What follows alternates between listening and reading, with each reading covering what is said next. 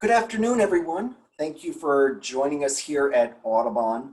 And this afternoon, we are going to be sharing about how to help birds on their journey. That fall is a wonderful time of year for migration, so I'm going to explain what we'll talk about in just a moment.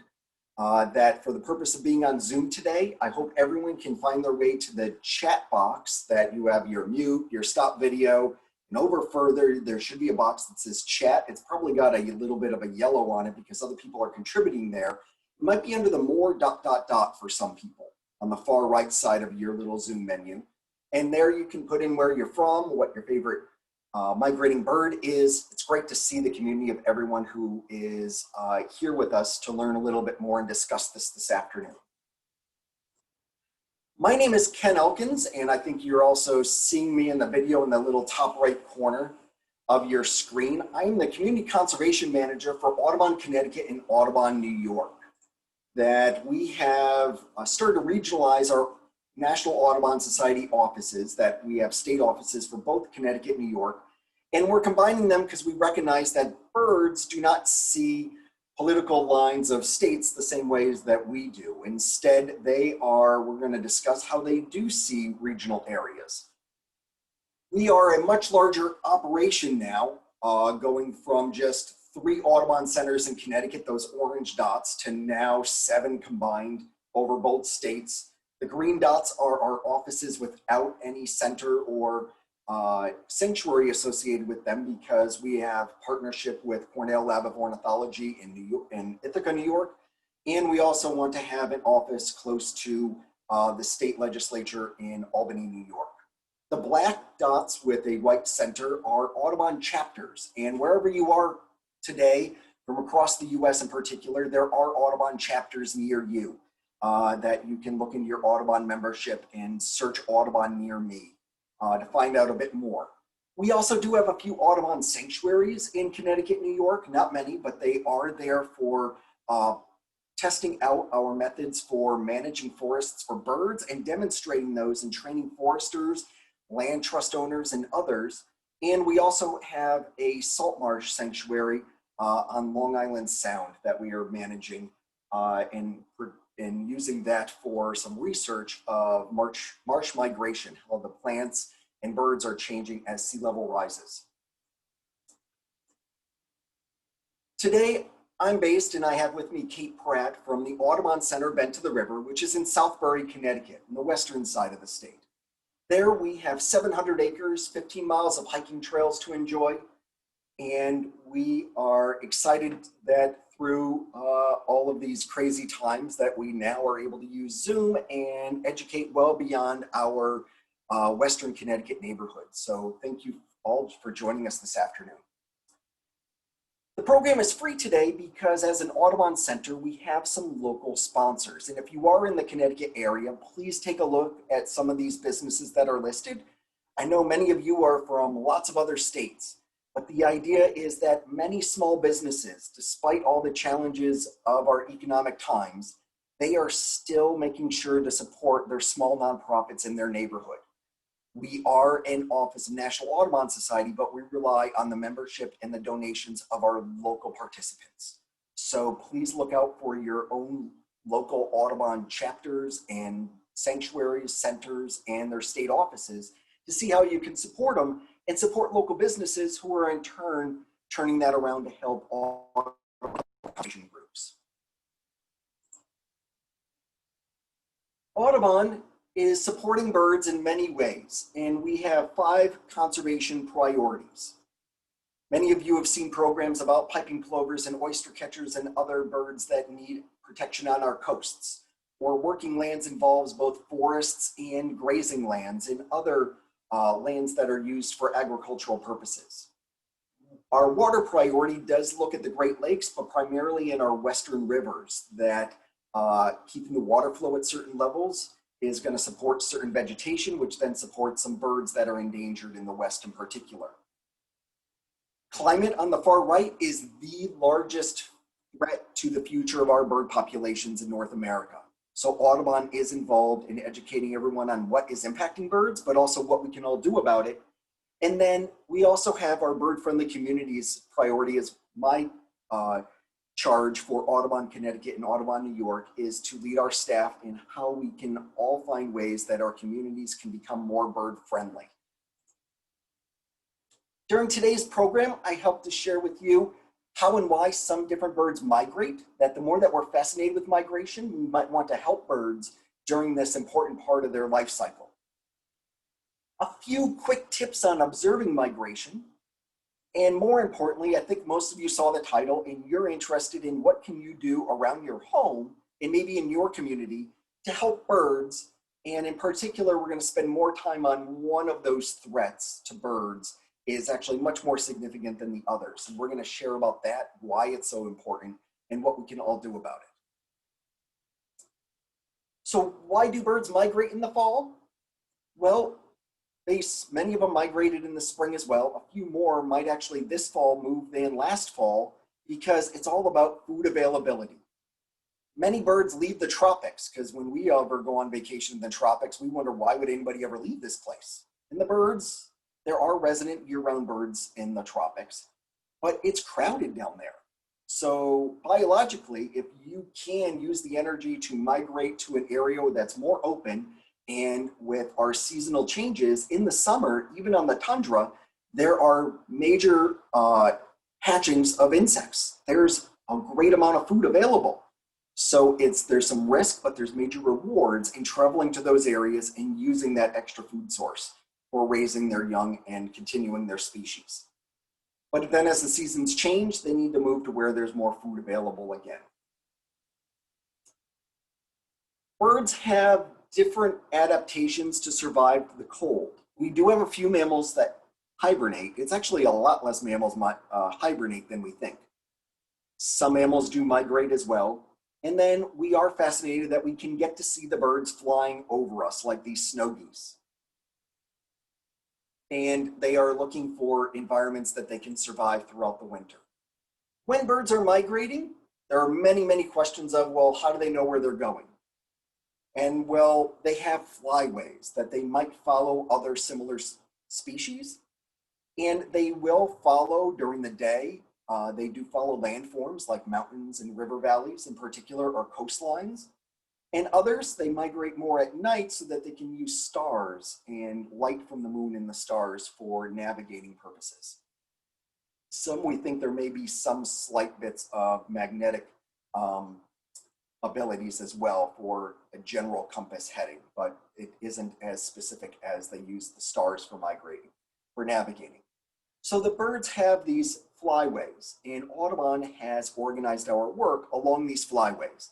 And we make sure that our teams from Maine to Florida are all working together and collaborating. And now we realize that the birds are going south of Florida, and what can Audubon do to help our birds when they are outside of the United States is that our work has become hemispheric over the last decade. And we have partnerships on an international level to work with other groups in Central and South America in our priority areas for our migratory birds. So we have the Atlantic Flyway, the Central Flyway is near the Rocky Mountains. The Mississippi River Valley is a major flyway in itself.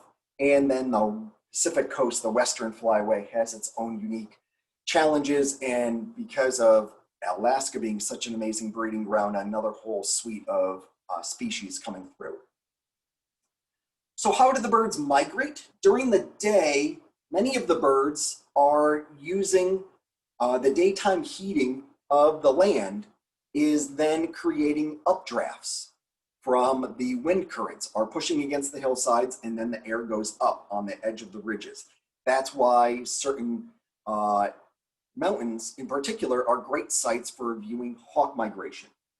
Others especially on the eastern side of those slopes, we might find thermals being formed where the sun is heating up the hillside and it creates pockets of hot air, and the birds, rather than having to fly on their own wings power, will find these almost escalators of following these pockets of warm air till they can get to a higher altitude, and then you'll see them shoot out of the thermal and fly for many miles before they then search for another thermal to help them gain in altitude again. During fall migration in particular, energy resources are very important. And wherever possible, the birds have developed amazing adaptations and observations so that they can then use the best conditions possible. That they are not going to be flying during a headwind very much and using whatever they can to create a tailwind. So we see geese and we see hawks migrating during the day, and every so often some songbirds. But when are many of our birds migrating? It's actually at night. And many people wonder, well, why would you do that? There are a couple of major reasons. The first one is that they can avoid predators. It's really tough, except for places like around the lighting of the Empire State Building, for a peregrine falcon to hunt at night. And owls really are all about the ambush. There's no way they can catch another bird on the wing. The air is much more stable. Notice it's usually windier during the midday than it is in the evening, and overnight, the air is much more stable, especially at certain altitudes. So the birds don't have to use as much of their own energy for migrating. The air is also cooler. Anyone who's tried to go running or any other extreme exercise for more than 20 minutes, we get hot and we start to overheat ourselves. So we have to sweat, we pant. Birds can't sweat, they do pant. So going out when the air is cooler is also going to help prevent overheating. And if you can prevent the overheating, then you can conserve water, and all of that makes for a much more energy efficient flight for their migration. How do we know that the birds migrate? The first ornithologists or scientists to discover the birds migrating at night were actually practicing astronomy. And in particular, when they were studying the moon in their telescopes, they would see these little shadows floating between them and the moon. And every so often they could actually see the shapes and realize it wasn't bats, but it was birds. Like this looks like the silhouette of some sort of egret probably. In actuality, this is the view you might get if you try to put your binoculars or scope on the moon, is that, see that tiny little speck in the bottom right of the moon? That's a bird flying by. So it's not great for identifying them very much, is it? There are some people who you are using high-speed video and we can recognize some silhouettes, but also they can use it for calculating the density of the birds flying over, knowing how big the moon is and the distance, and timing it. They can use it for some small research that way. Instead, we've had some major advancements, especially with the team at Cornell Lab of Ornithology and their library of bird sounds. We now know that the birds are making call notes while they are migrating at night. And in particular, wherever you are, if it can be a spot where it's quieter, I know for most of us, there's still a lot of insect sounds in the evening. Usually first thing in the morning, there are less sounds, and the best time to observe the sounds of the birds is that they're descending for migration about an hour before sunrise. So the early birder has to get up even earlier to observe nocturnal migration. But this is the sound you might hear of, this is a group of different thrushes that a lot of them, it's small little chip notes. You're used to hearing chickadee-dee-dee-dee. Imagine that dee-dee-dee sound is actually still pretty long. That a lot of little chip notes, like a cardinal chipping in your backyard, is a very short little note. And they just randomly are chipping for flight control primarily, make sure they don't fly into each other. And a lot of the small birds, it's a very short note, and they're not very large. But we can hear things like thrushes, grosbeaks, tanagers, all have unique call notes. And when you listen, if it sounds like a spring peeper frog flying overhead, that's actually a Swainson's thrush, one of the very long distance migrants. And you might also hear a little beer sound is the beery. And there are a couple of other species of thrushes in this group as well.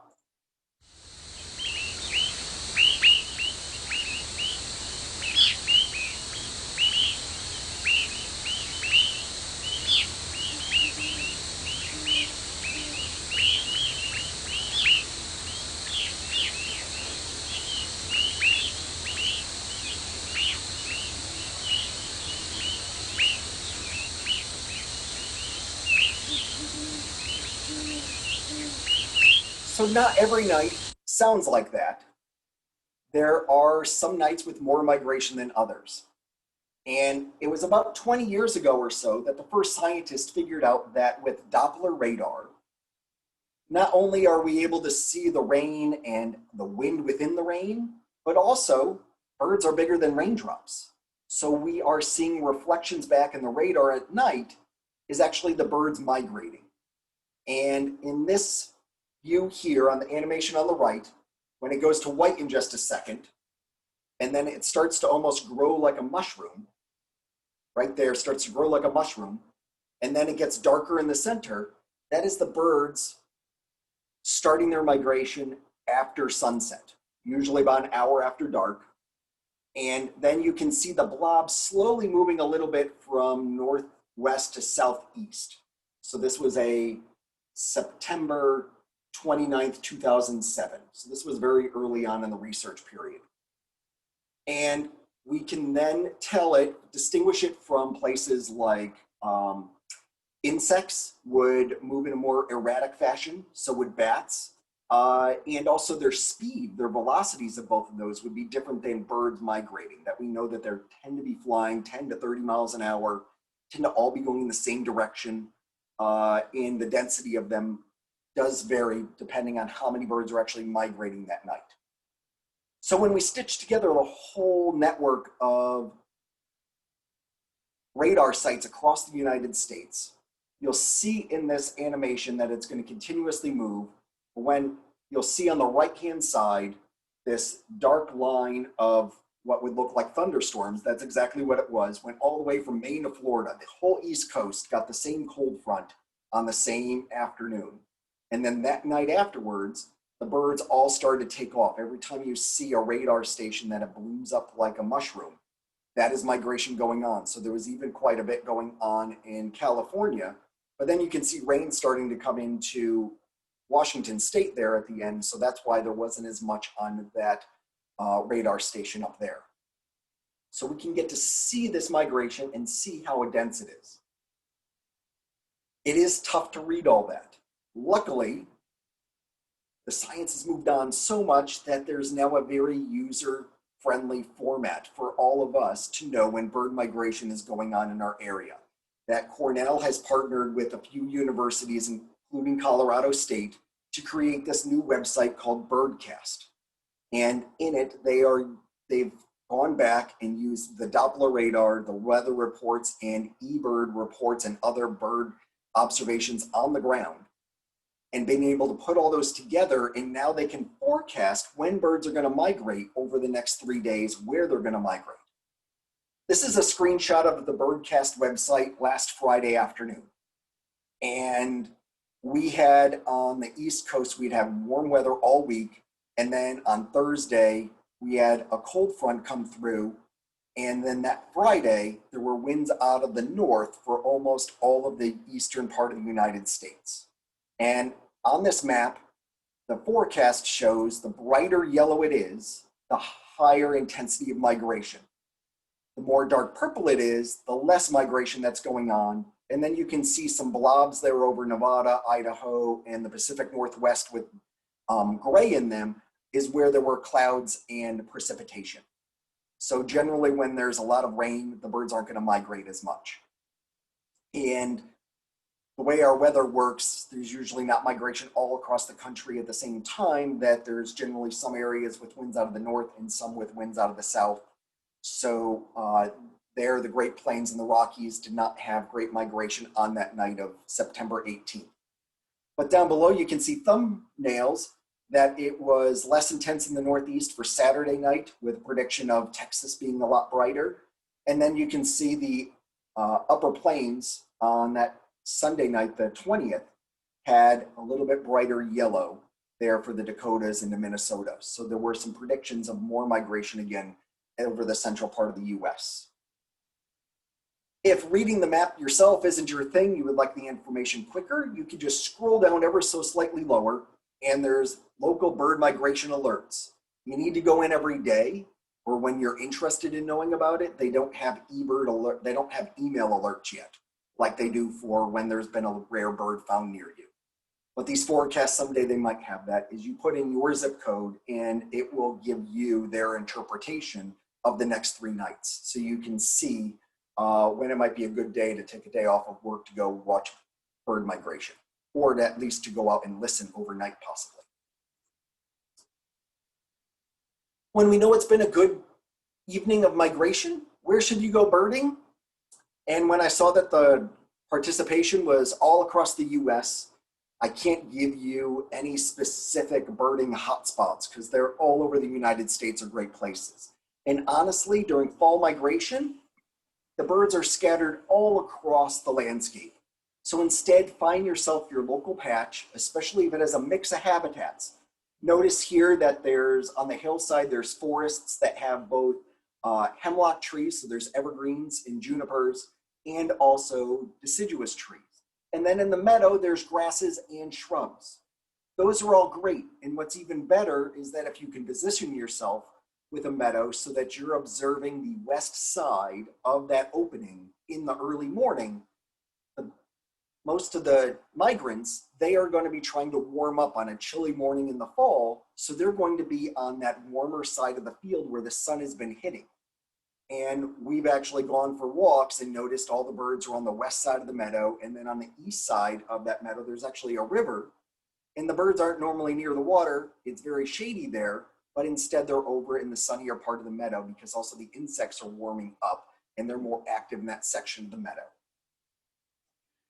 You can look for your local Audubon chapters. Almost every chapter has a website and has a list of local birding sites. You can also use ebird.org as a citizen science project where people all across the globe, so even those of us from Canada and India listening in today, you can go to ebird.org and see where birds are being seen near you. That there's now millions of observations from outside of North America every day. I invite you at any time, even if it's not a question that you want answered now, but maybe at the end of the program, as soon as it comes into your thoughts, you can type it into the chat box. And we will take another break a little bit later on to answer questions as well. And also, I guess the slide wasn't there, was that you could choose to, you don't want everyone to see your question. Kate Pratt is listed as co-host. And when you go to the chat box, you could, instead of clicking them, click on the word everyone, and you can then choose a specific person. And I would choose Kate because I will be trying to remember what I'm supposed to say next and not be paying attention to the chat as much. So Kate, have there been any other messages? I caught her off guard. Yeah, no other messages. Okay. So great. Feel free to share those at any point.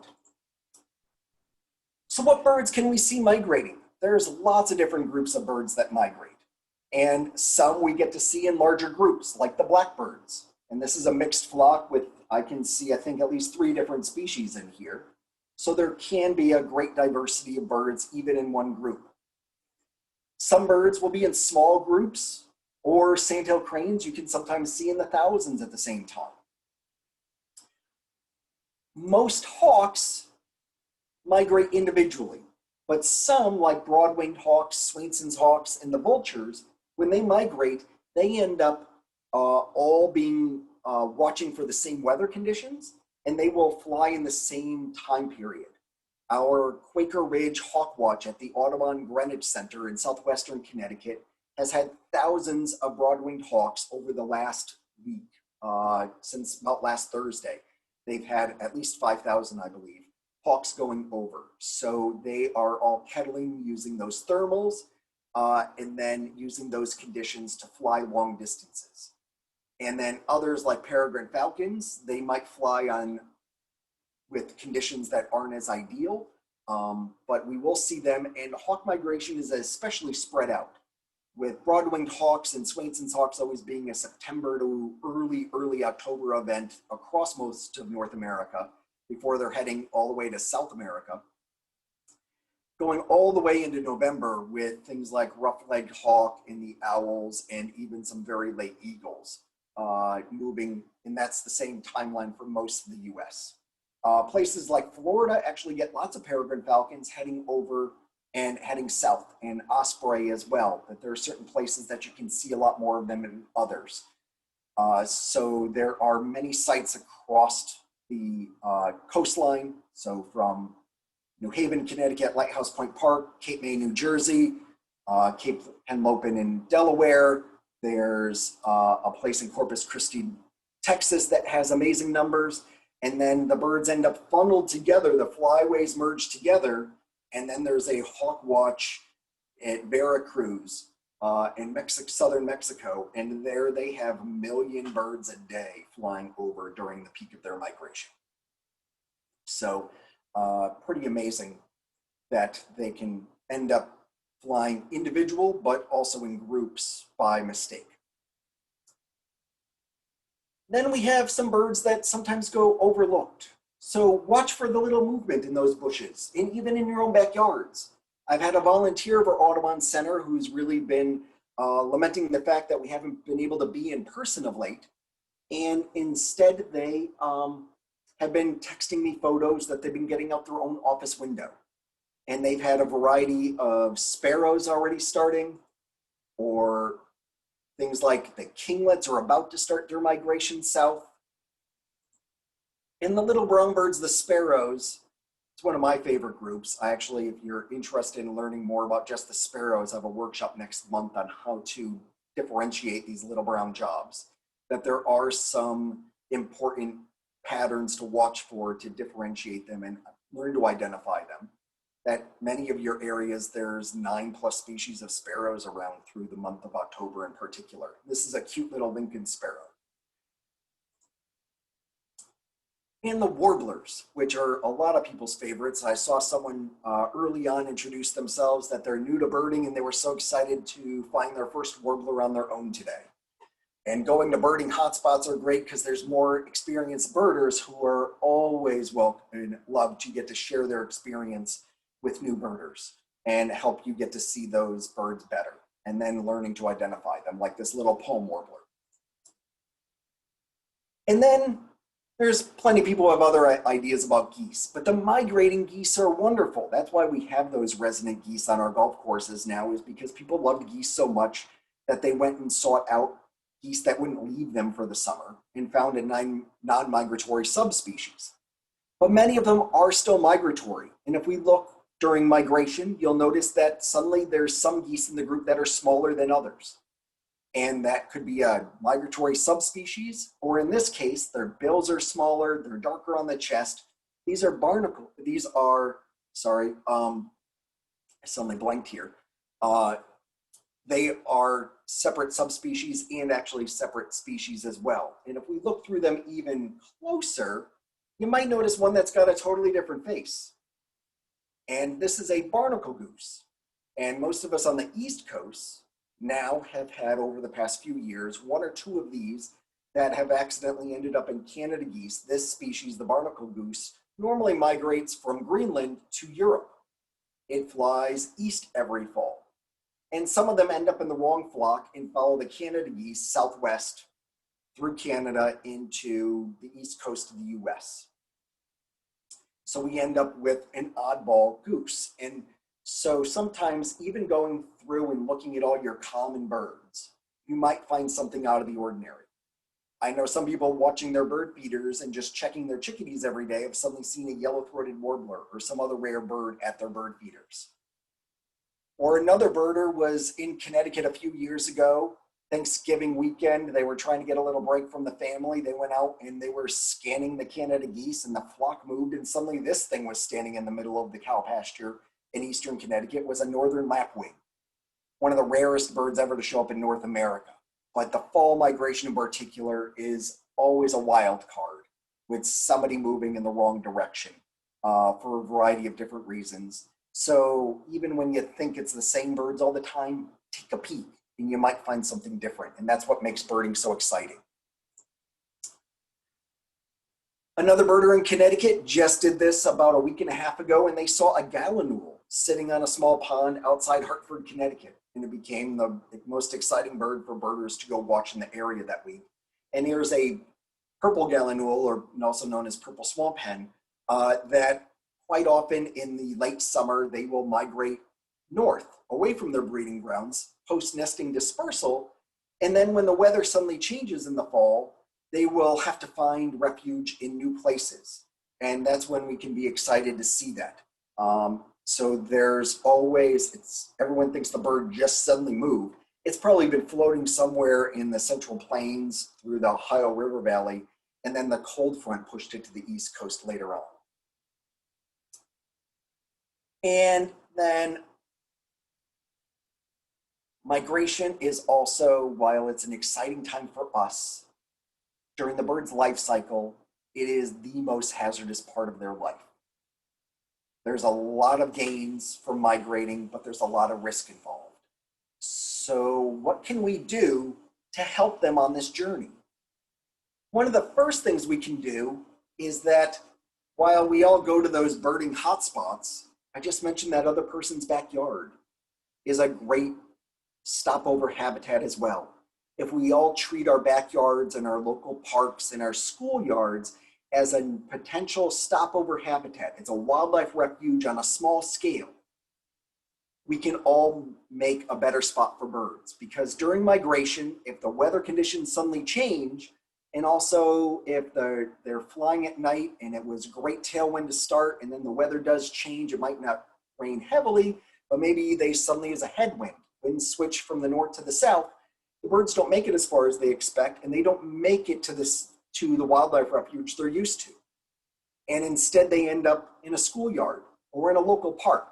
So if we were to make all of our areas more bird friendly by using native plants required less maintenance overall, so less chemical pesticides and fertilizers would be needed.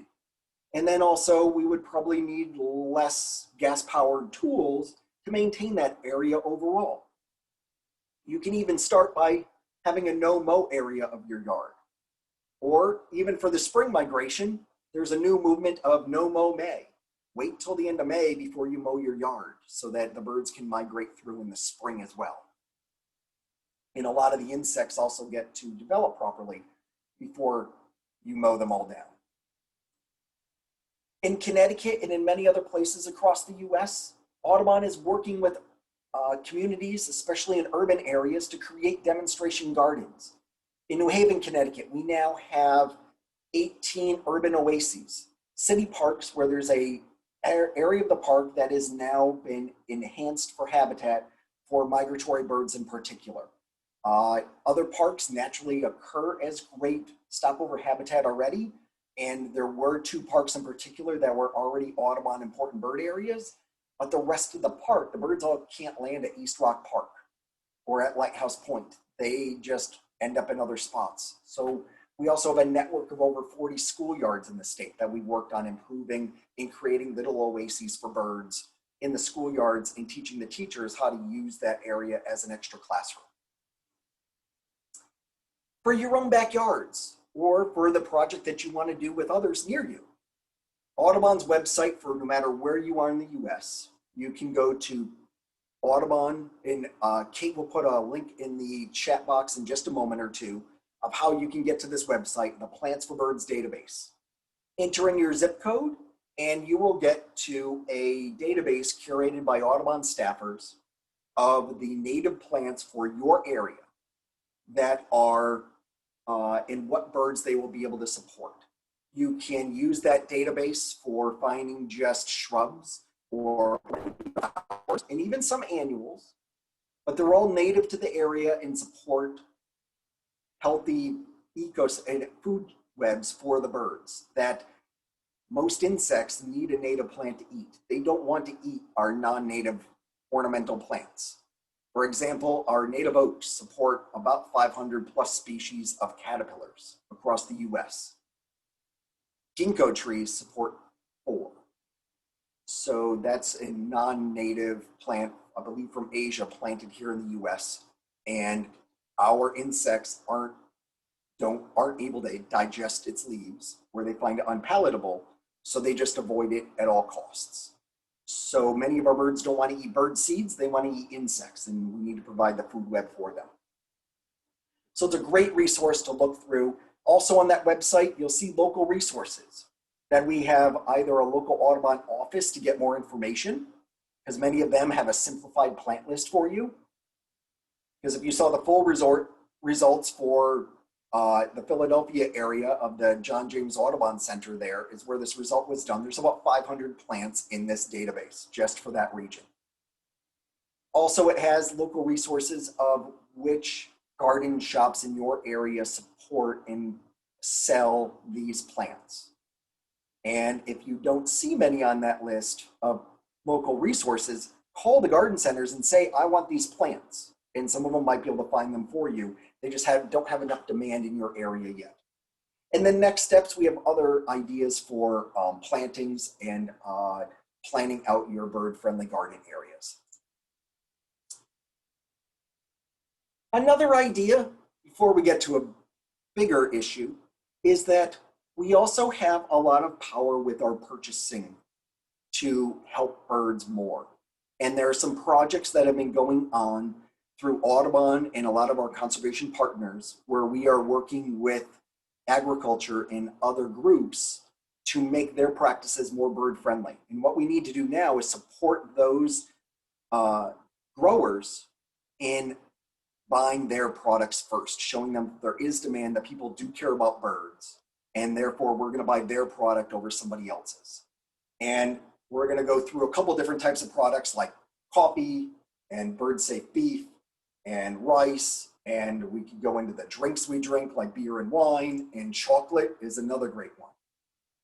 The one that there is possibly the best program for is coffee. And what does it mean to be bird-friendly coffee? There's so many labels on the coffee already. But in general, coffee plantations, they can get the coffee brands can get a sticker to say shade grown, which sounds good, if they just put some eucalyptus trees at a small amount over the top of their coffee plantation. Instead, a bird-friendly farm is got a very strict certification process run by the Smithsonian Migratory Bird Center. And they're using plants that the research has been shown that in these farms, the diversity of birds is nearly equal to that of untouched rainforest nearby, with the diversity of resident and our migratory birds. Because we all love our tanagers and warblers and our buntings now, they're spending the next 6 months somewhere south, and a lot of them, it's habitat that has probably been turned into coffee plantations in particular. So how do we choose them? Look for these labels. If you can see the top left one, the bird-friendly label from Smithsonian first, that is the gold standard for it. Also, the Rainforest Alliance, that little frog, that one is great, although the negotiation is that they can earn that certification if 30% of the product meets that standard. So it's not all of it. So for like all of us on the East Coast, Dunkin' Donuts, the dark roast has that certification, but the rest of them do not. Fair trade is great, but it also needs to go along with a USDA organic is the next step. So if we've got to go down the scale of what's the best, at least we're choosing something that's better for birds if we can't find the best for birds. If we want one that meets all those standards and we don't have to worry about where to shop from, I get a monthly order from Birds and Beans Coffee Online, and they do support local Audubon chapters and do fundraisers for smaller bird conservation groups across the country as well. And they've gone in and done a lot of investment behind Smithsonian with those farmers. So look for those tags for buying your coffee. Who would have thought maple syrup was another product that can be more bird friendly? Maple producers were so focused on just making sure they had nice big fat sugar maple trees to produce more sugar that they forgot that if they let things go a little bit more wild and let a few other trees besides sugar maples grow in their area, and they left the forest floor with logs and branches so that it could support more birds, that it actually has improved some of their production overall. It's making it healthier so they have less pest control issues, and then it becomes a much more efficient operation overall. Right now, Audubon in Vermont and Audubon in New York have official bird-friendly maple projects going on. Vermont has the majority of maple producers participating in the program now. New York's is just getting off the ground. So something to look forward to in the future, but just something to look for when you are shopping. Also, a new project is that many of our grassland birds are biggest in peril because of habitat loss. And we have conflicts, or thought we had conflicts, with grazing and the birds. But Audubon has now created a training program and a certification that if these ranchers are following along with Audubon's guidelines, that they cycle their grazing of their lands to match the life cycles of the most important birds, then it is actually becoming better, and there's been better nesting success on those grounds. And also the ranchers are seeing it as a better business model overall. There's one brand, Blue Nest Beef, is our major partner for this Audubon certified ranching, and you can purchase their beef and have it delivered online. There are a few small local grocers across the United States who are now selling it locally as well. Rice. There's two storylines for rice. One is the Ibis brand of rice is now grown organically, and it is from Eastern Asia. And there, the farmers used to kill the ibis, thinking that the ibis were eating their rice. A few other birds do eat rice, but actually the ibis were pest control, but the farmers didn't see it as that. So once they stopped shooting their ibis, they learned that they were actually their pest control went down, and they've had a much better success rate. So certain brands, you can see that they're organic and have a bird on them. Also another one in California, Rue and Forsman's Ranch is a major partner with Audubon California. And they work with Audubon California, who's using a variation of birdcast.info to see when the birds are going to be migrating along the Pacific Flyway, especially in the fall. And Audubon works with the ranchers, with the farmers, so that they flood their rice fields at the right times and keep their water levels at the right amount so that the migratory shorebirds have great stopover habitat. And the farm overall has seen that it's been very sustainable, and it's been great for their business. So if you can find that, I don't know who actually sells it, but if you can find that brand, do know that they're a major partner with Audubon, and their work truly is trying to conserve birds while they are producing food for us at the same time. Beer, there are some local brewers throughout the United States, not just the Colorado River Valley, but I've heard of in the Delaware River Valley, Pennsylvania, and on a local scale, even your own Audubon group can work with a local brewer and come up with a way of getting the word out. And sometimes we think of young people not being politically or conservation minded, but if we give them a new beer label to chase down and to taste, they have become great advocates and partners with us. In particular for beer, there's also some wineries that are now using more organic methods and also timing things out to be more bird friendly where they can. And sorry about that interruption there, that I'm the parent home with an elementary school child at the moment.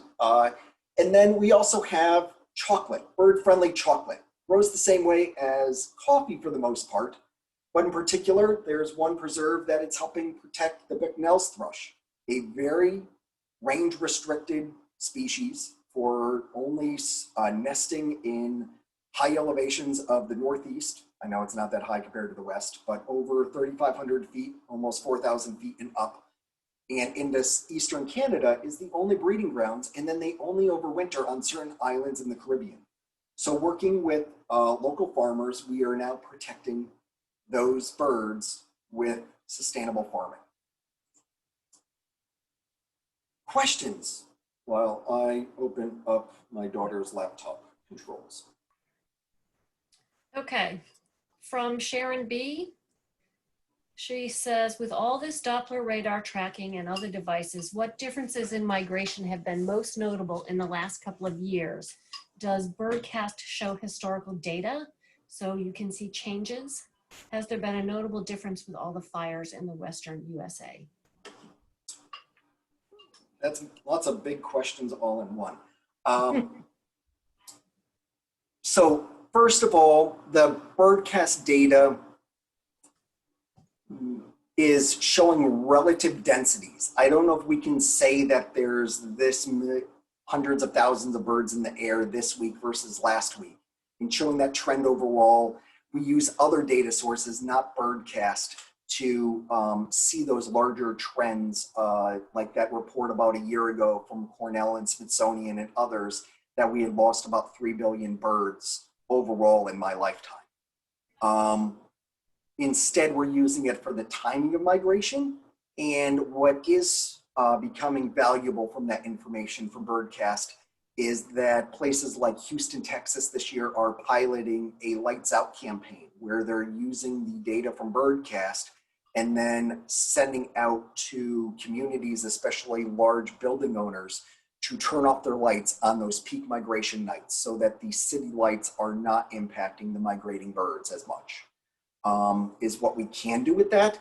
But looking at it historically, we can, like those animations I showed, I chose extreme examples so it can look more fun to look at.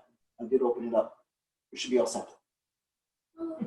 So they can use that for night by night, and we can see cool events, but we can't use it for showing if there's anything like that yet. We use things like bird banding and other stopover surveys to see what the composition of birds and are they moving later in the season than they used to because of climate change or whatever.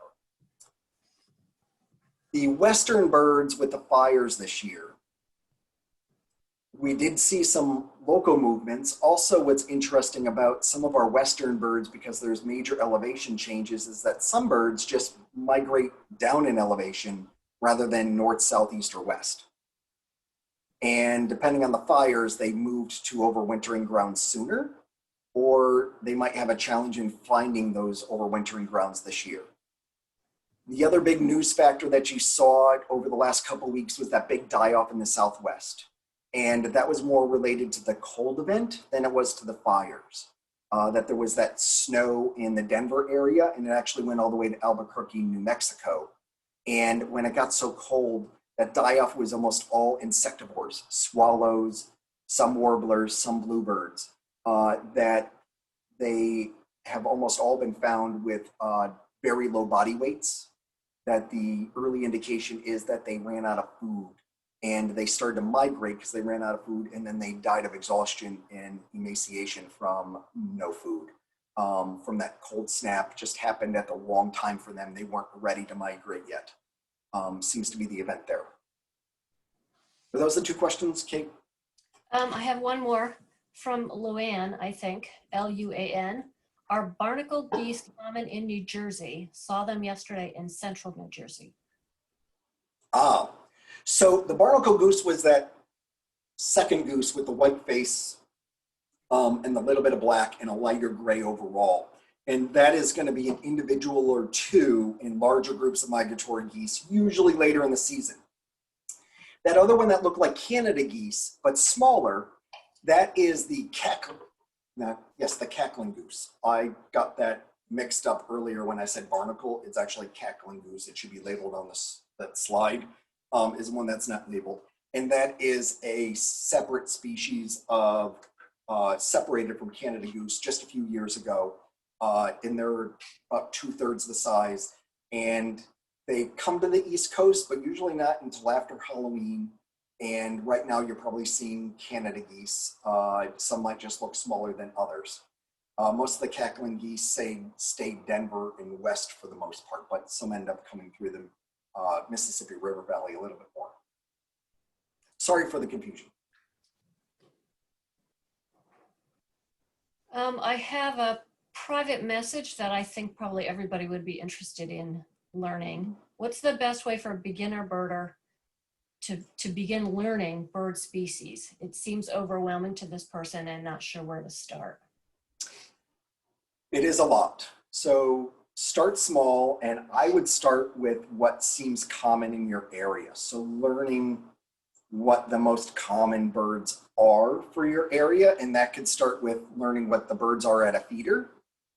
And then finding whatever local birding group you have. Some of them are starting to do walks with small groups, sticking with local health guidance at the moment.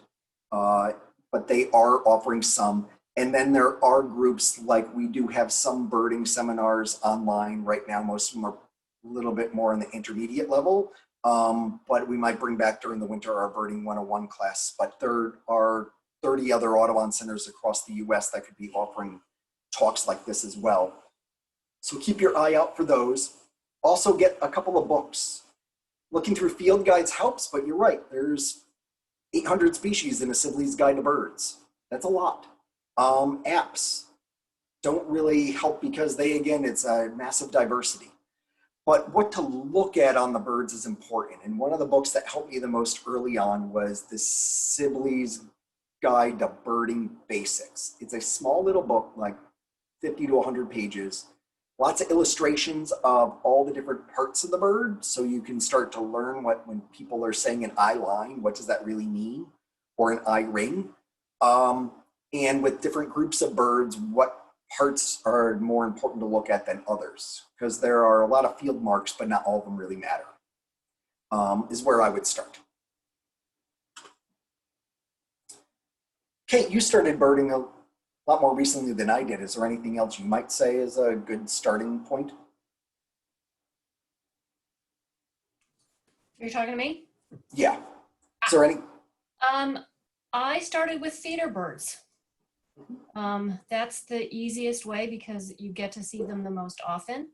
And I had an Audubon guide, which was photos, which apparently is not actually as good as doing the pictures, because the pictures, illustrations have the field marks on them. But that's how I started. And yeah.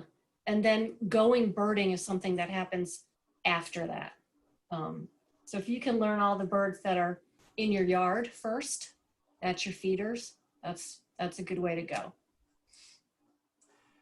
And if you're living in an urban area and you don't get to have your own bird feeders, there's also things like their bird feeder cams are a great spot to look online and watch somebody else's bird feeders. Is good practice to seeing the bird moving a bit, but not too much. Is a great way to start to practice and test yourself, and then choose a different bird feeder on a different webcam and see if you can learn a new bird that way. Is a good way to start too. All right, so now the biggest threat to birds while they're migrating, sadly, is all the glass around us. That, yes, habitat loss is a major factor for bird breeding success. But for each individual bird to say that if it's going to survive the next year or not, its biggest hazard of survival for every individual Lode, Larry, Joe, and Sally of the bird world, every single individual bird, their biggest threat that they don't realize are our windows. Power lines can impact some birds. Pollution and pesticides, yes, it affects some. Do owls get hit by birds? Sure they do, but they also hit windows at a much bigger scale. And wind turbines, especially if placed properly, aren't as much of a threat as we might believe from the media.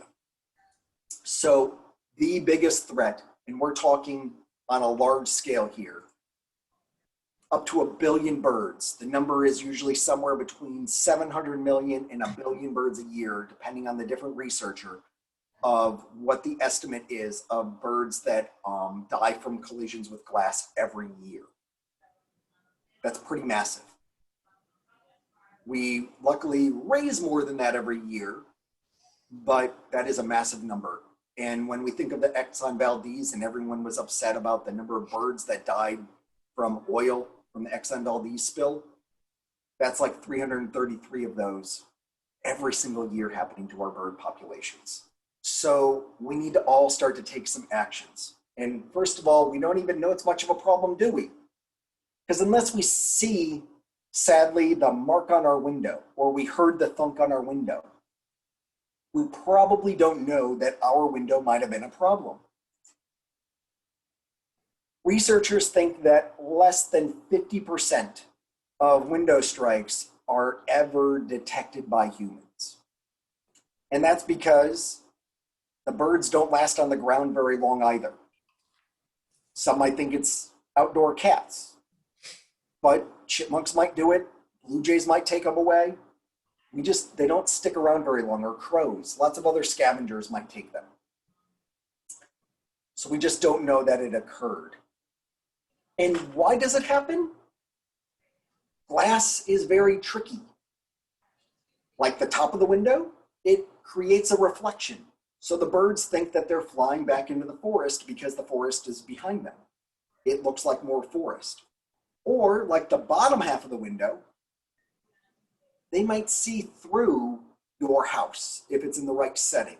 And this happens a lot in urban areas with those elevated crosswalks, especially university campuses, or like I think of the city of Minneapolis has a lot of them. That is something that Audubon and other conservation partners have tried to work on, because that's where it happens a lot, is the see-through portion of effective windows. And it's not just our big giant picture windows or the whole glass building in the center of a small city. It even happens, and this is the researcher's house, Peter Sanger's house. One hit his basement window. I don't know which species, but it was a sparrow of some sort, I believe. So if there's glass and a reflection, and there's some sort of a predator, and the bird has flight instincts to flee, it's going to look for a place of sanctuary, and it might hit glass. I remember growing up, and many of you heard, well, get one of those hawk labels on the window. And there was actually a Facebook group conversation that I had to butt in today on, because somebody was saying, well, get the hawk, that'll work, right? And if we have that, there's still, most of the window is reflection. And the birds aren't seeing the reflection of the hawk like we are. That just doesn't calculate to them as a issue, because they're used to seeing other movement with it and not just a silhouette. Instead, birds will find a way, like that basement window, if there's a gap of habitat as big as them, they might try going through it. So from years of research, Dr. Clem realized that and created the 2x4 rule.